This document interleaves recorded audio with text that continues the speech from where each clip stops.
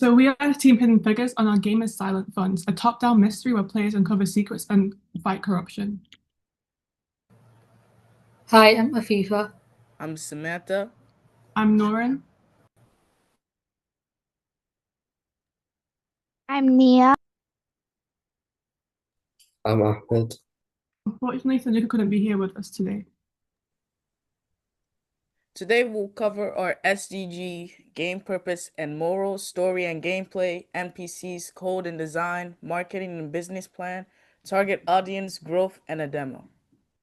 So by choosing Sustainable Development Goal 16, Peace, Justice and Strong Institutions, we focus on reducing corruption and promoting transparency. Silent Funds connect to this by letting players experience corruption and accountability firsthand in a school setting.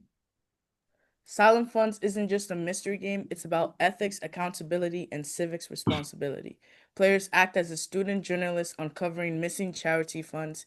Every choice matters, interviews, evidence, and decisions ripple like a butterfly effect. The goal is to turn anti-corruption lessons into an interactive, engaging experience. So in Canada, less than half the citizens trust the justice system, and cybercrime is rising. Silent Funds teaches players to spot inconsistencies, question authority, and understand the impact of choices, promoting transparency in line with SDG 16. Our UX design is clear and engaging, navigation is simple with ease to follow clues and feedback.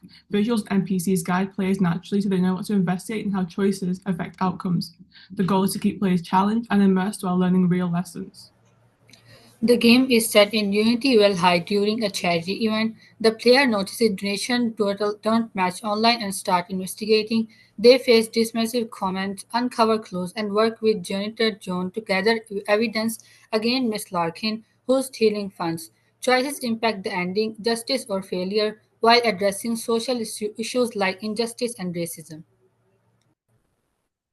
Unityville High seems perfect, but donations vanish. As the school's paper's only reporter, players chases clues through secrets and cover-ups. Each choice matters. One wrong move can erase progress. This mystery asks, how far are you willing to go for the truth? Players gather clues from documents and NPCs like Coach Ramirez or Principal Ren. The challenge is deciding who to trust and which leads to follow, knowing every choice has consequences.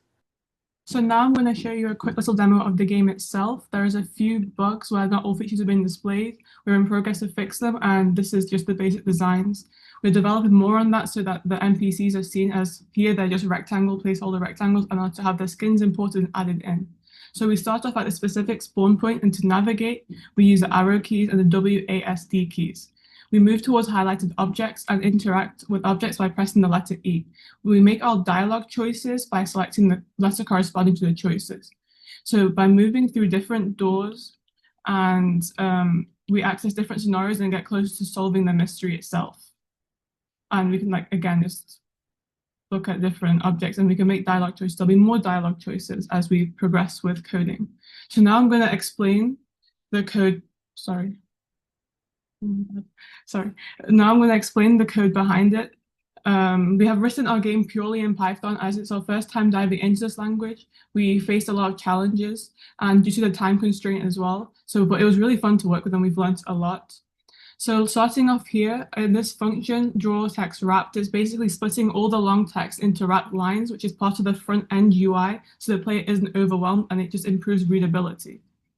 So moving on here, this is the empty variables set up to store data. So like the evidence points, the ally states, and the dialogue state. This is a default state ready for you to play the game. So for example, we start at stage 1, and that is set, and then the ally John is set at false because you have not really interacted with him yet. Until you interact with the NPC, then it will be set to true. So moving on now. The nested dictionary is where each room dictionary is set with its own rectangle, string, and tuple attributes. All the rooms are defined here, and it's another front-end development section which gives structure to the game world. So we have the gym, the hallway, the principal's office, each with its own attributes within.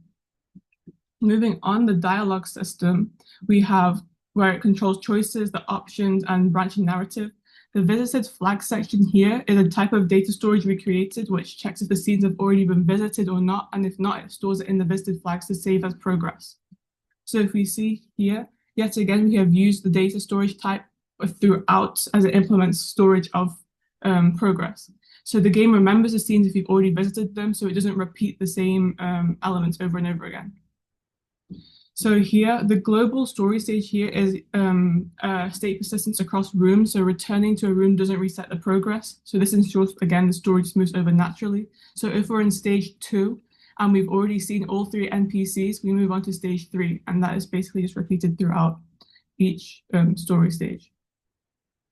And now the evidence points and the information are stored in a payload. This is how we track what the player has uncovered, and the payload, yet again, we've used another data storage type. We have so many different storage types just as like a way of categorizing where to place information. So here, the reset to title is basically overriding all the saved data throughout the game to restart the game cleanly whenever you want to play again. So all the values are just set back to default. And now, drawing the HUD bar at the top, which is basically the bar here at the top, there are some formatting errors. I will get around to fixing those. It shows the player's name, the room, the clues, the ally status, the controls, fonts, and the fonts are all uniform in color and size, and the spacing is consistent, and we even added the logo for some polish as well. So we focus more on local storage strategies, but the code could easily be extended to pull dialogue or story data from the JSON file or an external API server, which we're looking to implement in the future, as it is only the basic version of the game. So we will get back to anything.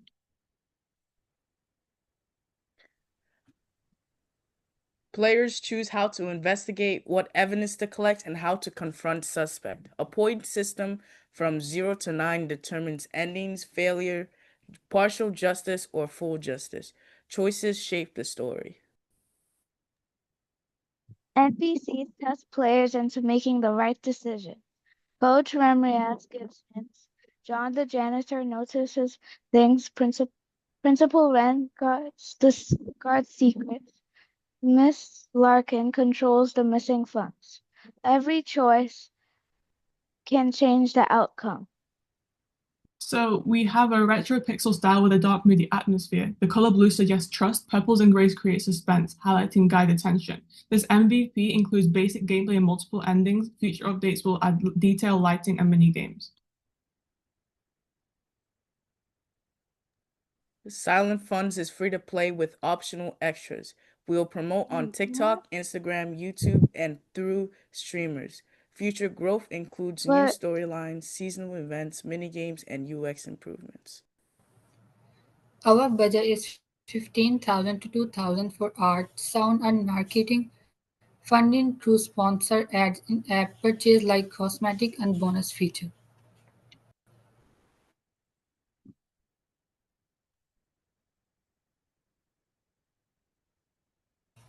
Our audience is teens who love interactive stories. The school setting makes it relatable, teaching ethics and decision-making through gameplay. This age group is perfect because they are learning responsibility and questioning system. So far we've finished the characters, the story, and the basic design, and the basic functionalities. Next, we're going to debug, add sound and music, refine the visuals, and publish a demo for feedback. We plan to add premium features, create age-based versions, and partner with organizations like Transparency International and UNICEF to expand the game and boost impact. Thank you, Aska, our amazing coding trainer, and Rania, our amazing coach. And thank you guys for listening. Any questions?